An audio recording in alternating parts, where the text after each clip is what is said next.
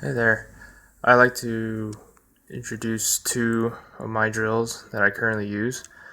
Both are Makita 18V lineup. This is just a brief overview of the impact driver, the BTD141, and the drill driver that came along with it, the LXPH01 13mm or half-inch chuck hammer drill driver. I like to start off with this BTD141 impact driver. A couple specifications is that it is 3.4 pounds in weight. It is 5 3/4 inches long. It has a max torque of 1,330 inch-pounds, so it equals 110.8 foot-pounds. So it's quite powerful for a small guy like this. They usually can take off car tires, which I could show you in a demo later on. Speed is 0 to 2300 RPM, and the impacts per minute are 3200 RPM. 0 to 3200 RPM. Some features: it's got a 1/4 inch hex chuck, which is basically standard throughout. Soft overmold grip everywhere from the housing to the bumpers here, and the decorative outside to the trigger. LED light. This I did myself. It's originally supposed to be up here, but I did not like where it was situated at times because you would get shadowing when you place a bit through here, and you would get shadowing across here. As you can see, you don't get shadow anymore when you have the light down at the bottom. So this is a neat little trick that I found on the internet on a fellow YouTuber. I'll put his link down below, where you can he had the same exact impact driver, and then I followed his methods, and he made this happen, which is pretty great. And it came with the belt clip, forward and reverse trigger on the sides, easy to get to left-handed, right-handed, and variable speed trigger.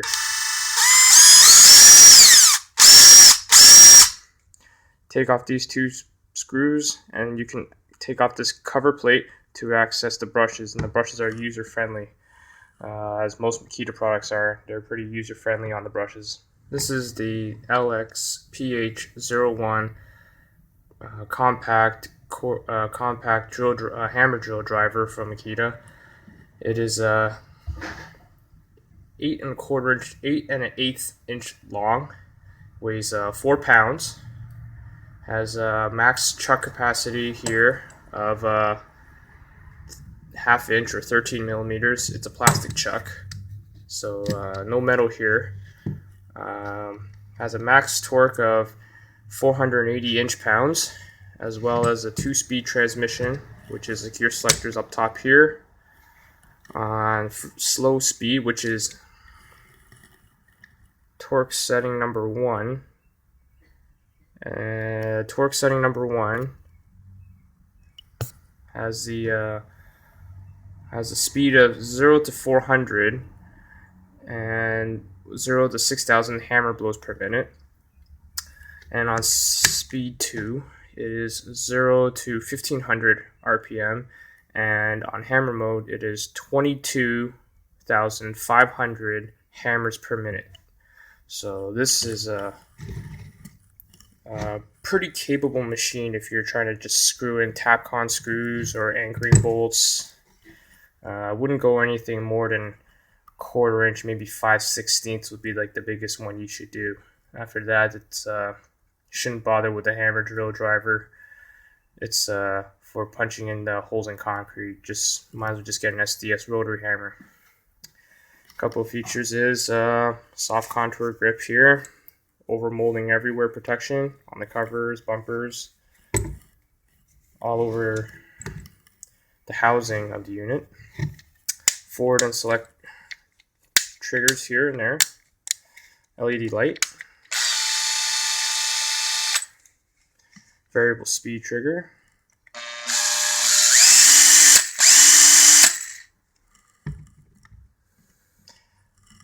And a selector right here is to tell which mode you want. You want, if there's drilling, screwdriver mode, and then there's the hammer drill mode. The 16 clutch positions, ranging all the way from 0 to 16. And we'll put this tool in action just to see what it can do. This takes the big battery as well as a 3 amp hour, or this compact 1.5 amp hour battery, and it does come with the belt clip. So right now I just want to show you this the impact driver. I got an 8 by 1.25 inch screw right here, just to throw in this couple, just to see the capabilities of this drill into this 2x4 right here.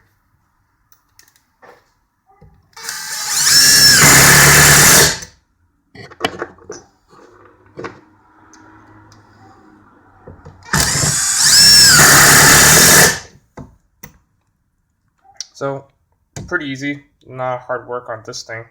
And the good thing about impact drivers, what I love about them, is that you don't need to press down with 2 hands to screw in the fasteners into there. It's pretty, the hammers do all the work, so that's what I love about it. And here's a 3-inch screw, 8 by 3 inch.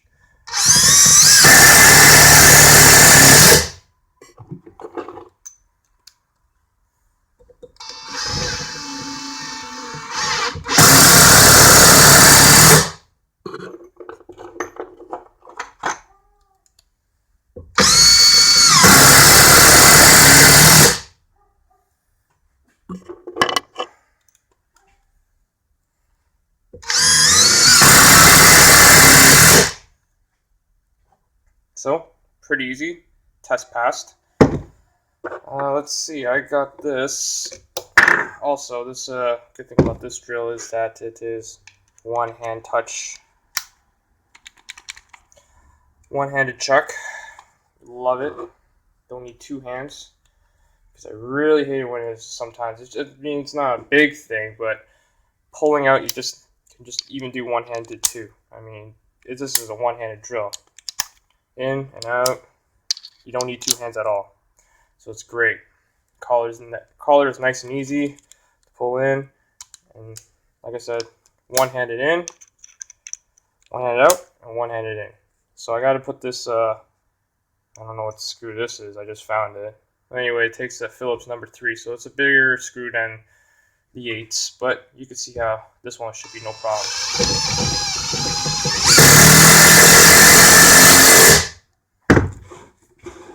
Not a problem at all. And next, well, you can put this spade bit in. This is a 3/4 spade bit. I'm going to drill right through this right here. See it in action.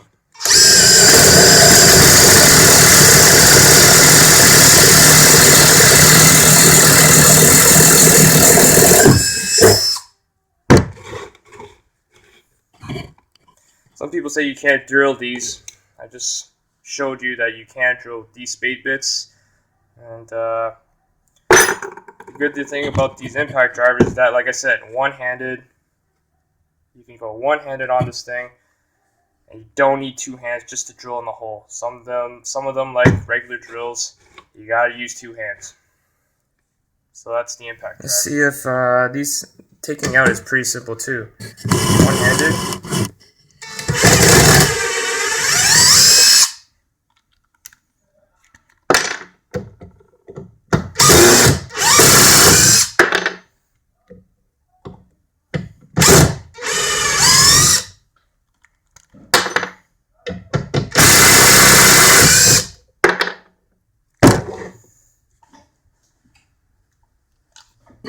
Just want to show a comparison on terms of the light shadowing here.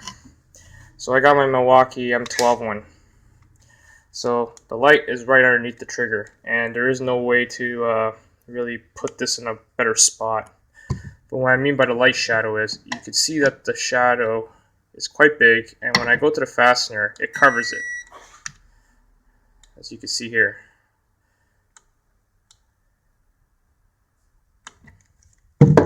So with this Makita, when I put my Makita down here, you can see that the shadowing is gone. It's just basically just a bit shadow, but the shadow around the nut, the screw, is no longer there, and that's why I had to do it this way. And that's why I'm glad that I found that video. Now you can actually see what you're doing. One fun test I like to do with this impact driver is to try to take off wheels off cars. You'll find out that impact drivers these days are much more capable than just drilling holes and drilling screws. If you're in a jam and you're in the middle of nowhere, you need to take the nuts off your car.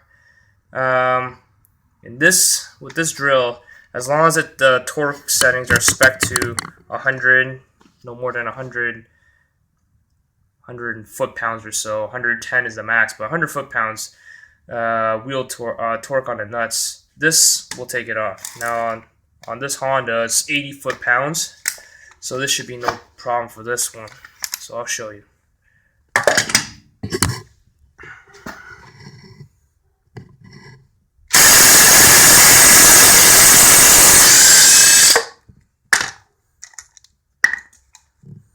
Another one.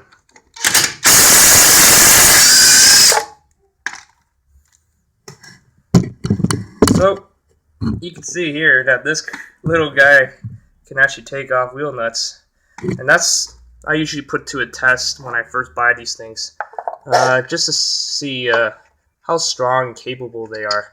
The 18 volts these days can do that stuff, which is quite amazing. So it shows you how much power that these tools have. The 12 volts, not quite there yet, but you know what? Give it 5 more years and they'll be able to be the same power as these guys. But at the time of this video filmed, this is pretty good. Of course, I'm going to torque these later on, but I'm just going to snug it up right now.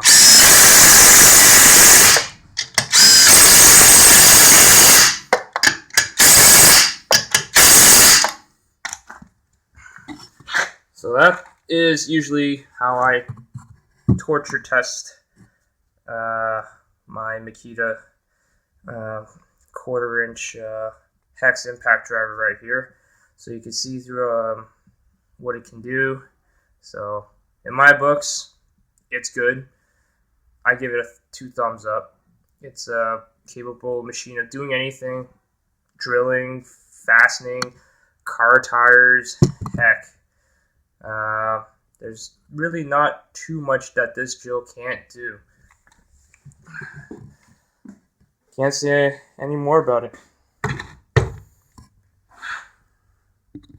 So that's the BTD141. Now we're here with the LXPH01 hammer drill driver. We're going to put this through the test and see how it goes. Basically, I'm just going to throw in some screws. I'm going to throw in spade. I'm going to spade bit it, see how well it does. And then we're going to put some holes in some brick and see how that goes. Here's the screwdriver mode. So right now I'm on screwdriver mode, but I wanted to kind of just show you that, you see how far I can drill in with drill mode with this 3-inch screw.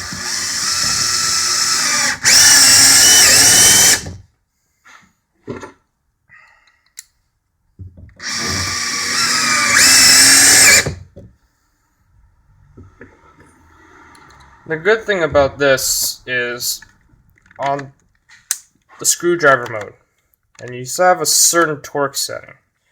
Say, I think this is around a 9 to get this flush. So on screwdriver mode, once you can leave the clutch setting there, you never have to move it. Well, compared when you move it to drill, it stays the same, but this has the clutch is not engaged. Same thing with hammer mode. So I'm going to show you. That's the clutch. The clutch makes that buzzing noise. Same thing here. I'm just gonna throw in some more.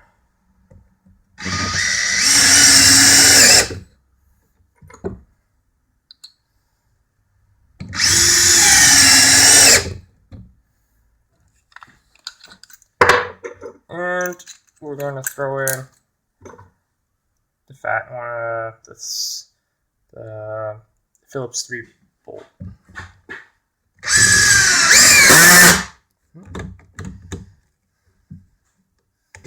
Let's try it. There we go. Next, so now we got the spade bit, and I'm putting it on speed 2. You don't need on anything bigger than 1 inch. You should go to speed 1 for low torque, high torque applications. So I'll put it on speed 2. See how fast it drills.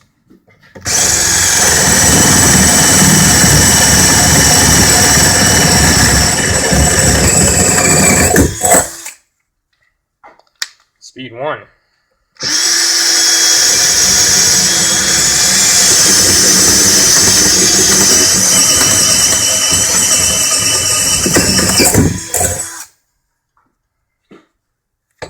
Pretty good.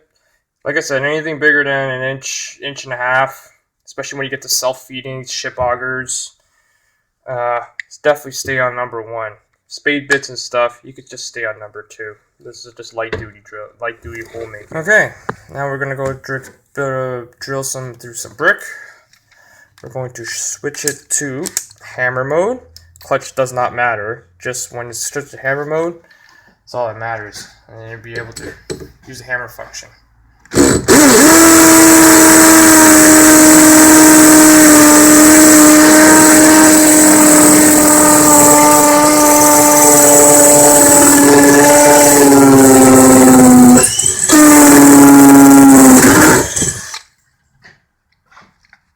That's a 5/16 hole. I think that's pretty sufficient for most hammer drills anyway. We'll drill another one.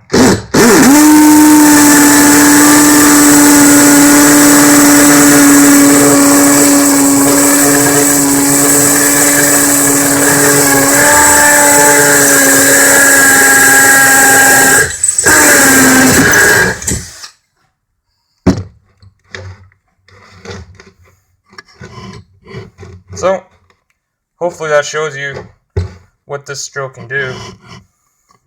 I think, is a pretty good drill.